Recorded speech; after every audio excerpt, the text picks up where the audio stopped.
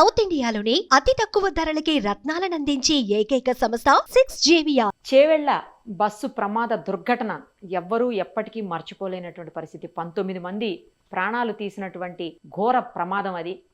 అయితే మేము నిన్న తాండూరు అలాగే చేవెళ్ల అటంతా కూడా ఆ ప్రమాద బాధిత కుటుంబాల దగ్గరికి వెళ్ళాము. వెళ్ళి వచ్చేటప్పుడు అక్కడ బస్ డిపో ఏదైతే చేవెళ్ల బస్ డిపో ఉందో అక్కడ కూడా ఆగాం. ఎందుకంటే డ్రైవర్ పరిస్థితి ఏంటి, చాలామంది డ్రైవర్ తాగి నడిపాడని, డ్రైవరు సరిగా నడపలేదని, బస్సు డ్రైవర్దే తప్పని ఇలా మాట్లాడుతున్నారు. సరే, ఎవరన్నా మాట్లాడతారేమో దాని మీద, అంటే డిఎం కానీ లేదంటే అతని ఫ్రెండ్స్ కానీ తోటి డ్రైవర్లు కానీ ఎవరన్నా అతని గురించి చెప్తారా, అసలు అతను ఎలాంటి వాడు, ఎలా డ్రైవింగ్ చేస్తాడు, ఇవన్నీ ఏమన్నా చెప్తారా అని వెళ్ళాము అక్కడకు. బట్ వాళ్ళు ఎవరూ కూడా ఇంట్రెస్ట్ చూపించలేదు, మాట్లాడడానికి ముందుకు రాలేదు. సరే, వాళ్ళ రీజన్స్ వాళ్ళకు ఉండొచ్చు. పై అధికారుల నుంచి ఇబ్బందులు అవుతాయని కావచ్చు, లేదంటే ఫ్రెండ్స్ కదా మనం అతని గురించి మాట్లాడడం ఎందుకు అనుకుని ఉండొచ్చు, లేదా బాధలో ఉండొచ్చు, ఏదైనా అయ్యి ఉండొచ్చు. కానీ అక్కడ మాకు మాత్రం ఆ డిపోలో ఒక 4 పోస్టర్స్ చాలా పెద్దవి పెట్టున్నారు. ఇవి అసలు ఏంటి అని నాకు అసలు అటువైపు దృష్టి మళ్ళేలా చేశాయి అనమాట అవన్నీ కూడాను. ఆ 4 పోస్టర్స్ని ఒక్కసారి మనం గమనిద్దాము. ఎందుకు అంటే నాకు ఈ ప్రమాదానికి ఈ పోస్టర్స్లో రాసినటువంటి అంశాలకి చాలా దగ్గరగా సంబంధం ఉంది అనిపించింది. ఎందుకో ఇప్పుడు మీకు కూడా అర్థమవుతుంది, చూడండి.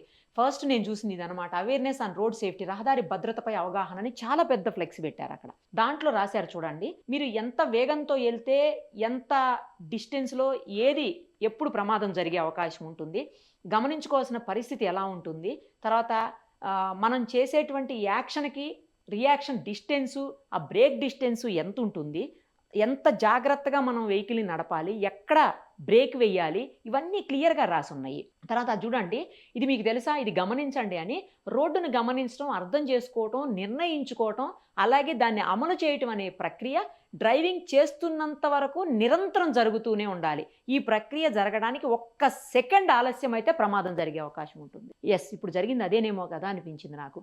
ఎంత క్లియర్గా రాసుకున్నారో చూడండి వాళ్ళు. తర్వాత ఈ క్రింద కారణాల వల్ల ప్రమాదాలు జరిగే అవకాశం ఉంటుందండి. డ్రైవింగ్ చేసేటప్పుడు సెల్ ఫోన్ మాట్లాడడం మనం చూసాం, చాలామంది సెల్ ఫోన్ డ్రైవింగ్ తోటి ప్రమాదాలు జరిగినాయి.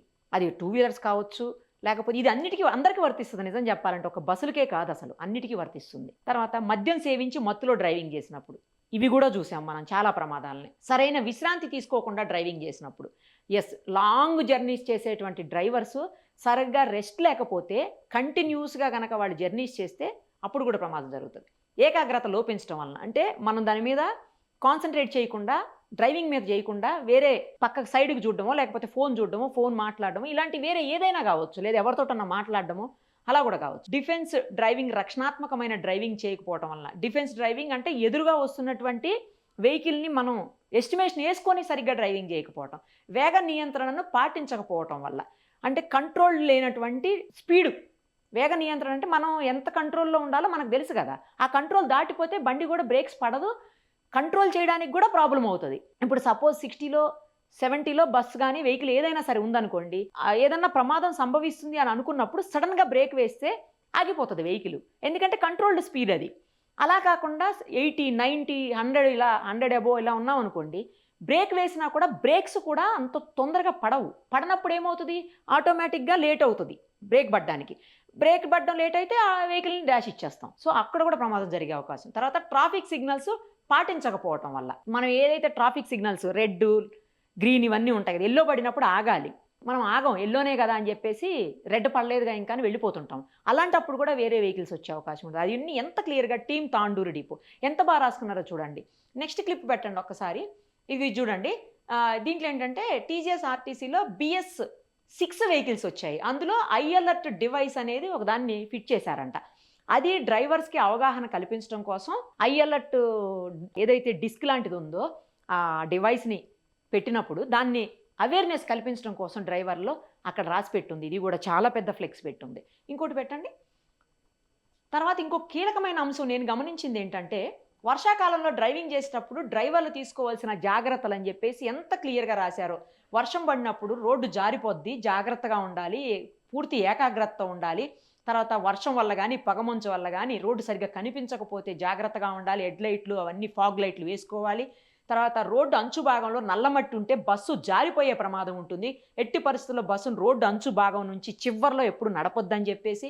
తర్వాత వాటర్ ప్రవహించేటప్పుడు వాగులు కానీ కాలువల మీద నుంచి బస్సులు వెళ్ళేటప్పుడు రోడ్డు పరిస్థితి, నీటి లోతు, ప్రవాహ వేగం అన్నీ కూడా అంచనా వేసుకొని ప్రయాణికులను సురక్షితంగా తీసుకెళ్లాలని చెప్పేసి రాసిపెట్టి ఉన్నారు. అవసరమైతే కండక్టర్ బస్ దిగి డ్రైవర్కి సహకరించాలని.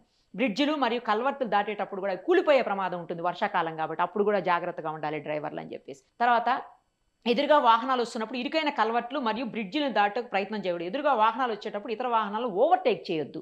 అది కూడా చాలా కీలకమైన అంశం. ఇప్పుడు జరిగిన సంఘటన కూడా అదే కదా, చిన్న రోడ్డు అవటం వల్ల ఎదురుగుండా వస్తున్నటువంటి వెహికల్ డాష్ ఇచ్చిన పరిస్థితి. తర్వాత డ్రైవింగ్ చేసే టైంలో పొగ త్రాగటం కానీ, ఇతరులతో మాట్లాడడం కానీ, ఒక్క చేత్తో డ్రైవింగ్ చేయడం కానీ, సెల్ ఫోన్తో నడిపించడం కానీ, ఎదురుగా వచ్చే వాహనాల డ్రైవర్లతో మాట్లాడడం ఇలాంటి ఏఈ చేయకూడదని చెప్పారు.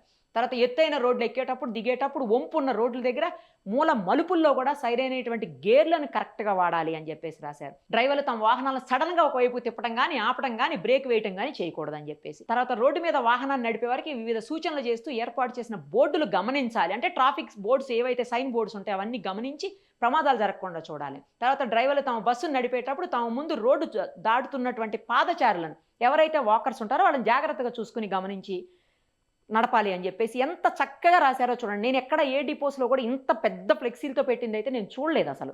ఇప్పుడు కీలకమైంది చూద్దరు కానీ ఒక్కసారి చూడండి. నెక్స్ట్ క్లిప్ పెట్టండి. ఇది చాలా కీలకమైనటువంటి హోర్డింగ్ బోర్డు.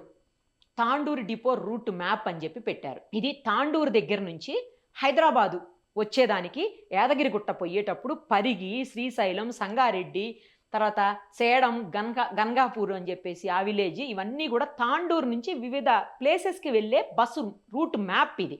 ఈ రూట్ మ్యాప్లో ఒక్కసారి మీరు ఇక్కడ గమనిస్తే తాండూరు నుంచి హైదరాబాద్ వెళ్ళే రూట్ ఇది. ఒక్కసారి చూడండి, తాండూరు నుంచి హైదరాబాద్ వెళ్ళే రూట్ ఇది.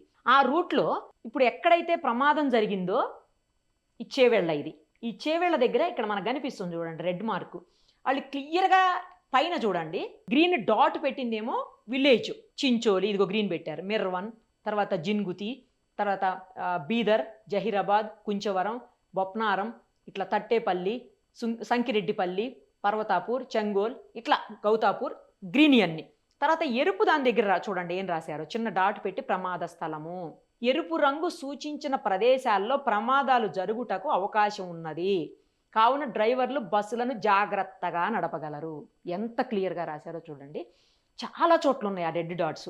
ఇప్పుడు ఏదైతే చేవెళ్ల దగ్గర ప్రమాదం జరిగిందో అక్కడ కూడా రెడ్ డాట్ ఉంది, ఇదిగో చూడండి. అంటే ప్రమాదాలు ఏ ప్లేసెస్లో జరుగుతాయో వీళ్ళు గత కొంతకాలంగా స్టడీ చేసినట్టున్నారు. తాండూరు నుంచి ఏ రూట్లో, ఆ పొయ్యే రూట్లో కూడా ఏ ప్లేస్లో ఎక్కువ ప్రమాదం జరిగే అవకాశం ఉంటుంది అని.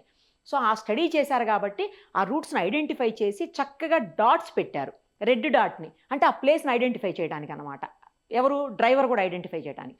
సో పెట్టి క్లియర్గా ఆ ప్లేసెస్లో ప్రమాదాలు జరుగుతాయి కాబట్టి జాగ్రత్తగా వెళ్ళండి అని. అంటే ఈ ప్లేస్లో ప్రమాదం జరుగుతుంది అని చెప్పేసి ముందే ఇంటిమేషన్లు ఉన్నాయి, అందరికీ ఉన్నాయి. మరి డ్రైవర్లు ఎంతమంది, డిపో నుంచి ఆర్టీసీ నుంచి, అదిగో డిఎం తాండూరు డిపో మేనేజర్ నుంచి ఆర్టీసీ బస్సు ఏదైతే డిపో ఉంటుందో తాండూరులో, ఆ డిపో నుంచి స్పష్టంగా జాగ్రత్త బోర్డులు, హెచ్చరిక బోర్డులు క్లియర్గా ఉన్నాయి. నేను చూశాను నిన్న అక్కడ. సో అంటే ఎవరు జాగ్రత్త పడాలి ఇప్పుడు? నడిపేటువంటి డ్రైవర్లే. దీన్ని ఎంతమంది ఫాలో అవుతారు డ్రైవర్లు, ఎంతమంది దీన్ని రోజు చూస్తుంటారు? వాళ్ళు తిరిగే రూట్లోని ఏ ఏరియాలో ప్రమాదం జరిగే అవకాశాలు ఎక్కువగా ఉన్నాయి, ఆస్కారం ఎక్కువగా ఉందనేది ఎంతమందికి తెలుసు? ఇవన్నీ జాగ్రత్తగా ఫాలో అయితే నిజంగా ప్రమాదాలు జరగవేమో. అంత గమనించే పరిస్థితి ఉంటుందా? కానీ నిజంగా వీళ్ళకి హ్యాట్స్ ఆఫ్ చెప్పాలి డిపో వాళ్లకు. ఎవరైతే ఆర్టీసీ డిఎంఓ లేకపోతే మేనేజర్ ఇంకెవరున్నారో ఇది పెట్టేదానికి ఎవరైతే మూల కారణమో వాళ్ళందరికీ కూడా నిజంగా చాలా హ్యాట్స్ ఆఫ్ చెప్పాలి. వాళ్ళు జాగ్రత్తలు ముందే హెచ్చరించే బోర్డులు అవన్నీ పెట్టారు కాబట్టి ఇవి ఫాలో అయితే సరిపోతుంది. పెద్దగా కష్టపడాల్సిన అవసరం లేదు. మనకేం తెలియదు అనడానికి కూడా లేదు. ఏ ఏరియా ఎలా ఉంటుందో ముందే ఉంది మొత్తం రెడీగా. సో ఈ కొంచెం ఫాలో అయితే బాగుంటుంది. ఇక మీదట కూడా డ్రైవర్స్ అక్కడ ఇవన్నీ ఫాలో అవ్వాలని, మరొకసారి ఇలాంటి ప్రమాదాలు జరగకూడదని చెప్పేసి మనం కూడా కోరుకుందాం. మరిన్ని అప్డేట్స్ కోసం నిరుపమ సుమన్ టీవీ ఇన్స్టా పేజ్ని ఫాలో చేయండి. సుమన్ టీవీలో మీ పర్సనల్ అండ్ బిజినెస్ ప్రమోషన్స్ కోసం కింది నెంబర్కి కాంటాక్ట్ చేయండి.